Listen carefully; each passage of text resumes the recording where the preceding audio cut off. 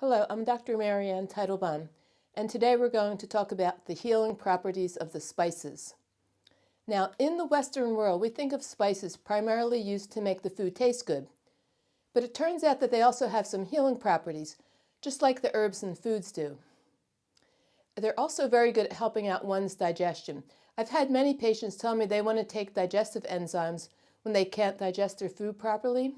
Now, while they might find some relief from them, in Ayurveda, we give spices to create enzymatic activity within the digestive tract, to ignite the digestive fire in that way, rather than giving the enzymes which their body already makes.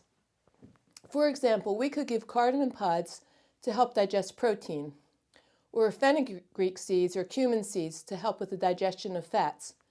Ginger is used to ignite the digestive fire, and fennel seed has the capability of bringing the digestive fire up if the flame is too low, or down if the flame is set too high. I would add a cautionary note here in that fennel is somewhat estrogenic, so I wouldn't use it if you have problems with high estrogen, low progesterone, which is very common, because this can cause glandular growths, such as cysts on the ovaries or breasts, uterine polyps, fibroid tumors, or a heavy menstrual flow, all of which happen when the estrogen goes so high, and fennel is highly estrogenic.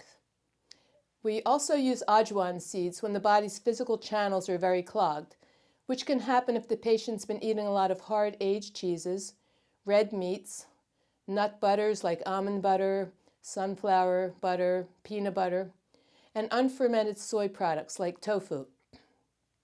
Now, we also use ajwain to purify the mother's breast milk if she didn't know that she should do some cleansing before conceiving her baby, and now her breast milk contains toxins which are creating problems in the baby like acid reflux or eczema. And finally, we use ajwain in our cleanses to dilate the urinary channels so that the coriander tea, which we also use, directs the toxins that we're pulling out of the deeper tissues into the kidneys.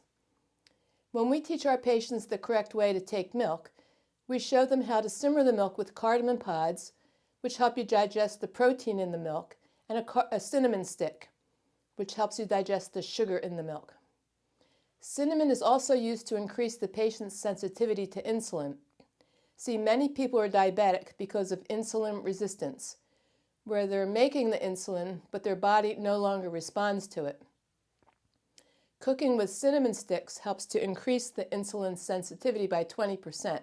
That's quite a bit, which is why it's recommended in many of the Ayurvedic herbal formulas for blood sugar. Now, just as a side note, we usually recommend the whole spices because they'll lose some of their essential oils and therapeutic properties if they're ground up and have been sitting in spice bottles for some time on the shelf. Ginger root has always been famous for increasing the digestive fire if it's too low. Say, for example, if someone has lost their appetite. And it's also used for nausea, especially when it's combined with cardamom pods in a tea. And then sometimes we encounter a person who has lots of congestion, but they also have high pitta, or too much heat in the body. So in cases where there's congestion, usually ginger and black pepper are used in a tea to burn through the congestion in the sinuses and other channels. But if someone has too much heat already in the body, we cannot use ginger and pepper because it will heat them up more. So in situations like this, we recommend the use of whole cloves, both in cooking and in a tea, because cloves can open the clogged channels and yet create a cooling energy once they're taken inside the body. Now, nutmeg is good for calming the brain. It can be boiled into the milk and taken at bedtime. However, you don't want to do this long term as it can dull the brain a little. We also use nutmeg in formulas and teas and beverages to calm down diarrhea, since it tells the brain to slow down the motility in the gut. Again, in these cases, we recommend the use of grating the whole nutmeg and not using the ground up version. Curry leaves are used in cooking to help the liver lower the blood sugar. And fenugreek seeds are also used to lower both the blood sugar and high cholesterol. This is because it helps the liver, which keeps the blood sugar and cholesterol in check. This is also why fenugreek is used to help with weight loss, since it helps metabolize the fats in the diet. We also recommend tea to our nursing mothers, combining fenugreek seed and fennel seed in 2 quarts of hot water to be sipped throughout the day to help bring in the breast milk. Cumin seed can also be used for fat metabolism, lowering cholesterol and losing weight, which is why we usually have our patients combine cumin seed and fenugreek seed in these situations, always along with other spices and herbs to balance out the formula.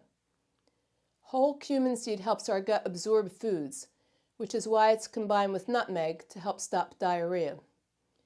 And because it's so effective in aiding absorption, we use it in our rehydration drinks when someone is dehydrated. Many people will tell us that they drink water, but it goes right through them. But if you add some toasted and crushed cumin seed to your water or lassi or buttermilk drink, it helps the absorption of that water into the cells. Now there's saffron. That could be simmered in milk to prevent Parkinson's disease. But again, we caution our patients who tend to have high pitta or high heat in the body to be careful with saffron because it's known to increase the heat in the blood if it's used over an extended period of time. Now, the majority of our patients are given their own specific tea formulas. And while there are numerous herbs and spices contained within their own unique formula, which is based on their own particular problems within their physiology, most of these patients will have whole coriander seeds used in their recipes. And this is because coriander can remove toxins while keeping the liver cool. In this day and age, everyone's liver is extremely hot from the overuse of pharmaceuticals combined with chemicals in their highly processed diet. So we need to introduce detox, but keep the liver cool in the process to prevent rashes and digestive upset as we clean out these very hot toxins. Not only that, many people will develop a rash as they start their cleansing protocols, but a tea made with coriander seeds can direct these toxins away from the skin and into the urine, thereby preventing a flare-up of the skin. This was one of the many things Vajra Mishra, my teacher and Ayurvedic mentor, noticed when he came to America. Whenever he tried to put a person on a detox program, they would invariably break out in a rash as the very hot toxins would come out through the pores in the skin. And it didn't take him too long to realize he had to give the patient a tea with coriander seed to sip throughout the day to prevent those rashes. Now, in addition to all these healing capabilities, spices are also used in the majority of the Ayurvedic herbal formulas because they're catalysts to help create transformations. In other words, they can help you to absorb the herbs in the formula deep into the cells. For example, we know now that black pepper increases the absorption of turmeric into the cells by around 2,000%. That's quite a lot. And this is why you'll notice many of the Ayurvedic formulas contain spices which are used along with the herbs in that formula. I remember Vajra Mishra was always worried about the American patients who didn't know how to cook with the dozens upon dozens of spices like their Indian counterparts. They were never taught the healing properties of the spices, and even in India, sometimes they just handed down the use of spices in cooking or in boiling milk without themselves understanding exactly why they were putting the cardamom in the milk or the cumin and fenugreek seeds in the heavier dishes. But now that we have modern science, we can research all the medicinal values of these amazing spices so that it gives us incentives to have more tools to heal ourselves with, outside of the realms of just herbal teas and tablets. So hopefully you'll learn how to use more spices in cooking, which could go a long way to help your digestion, in healing your mind and body, and to enhance your detoxification protocols. Don't just think of spices as something only used to make food taste good. I hope that you found this information useful as you try to learn more ways to keep yourself as healthy as possible. Thank you.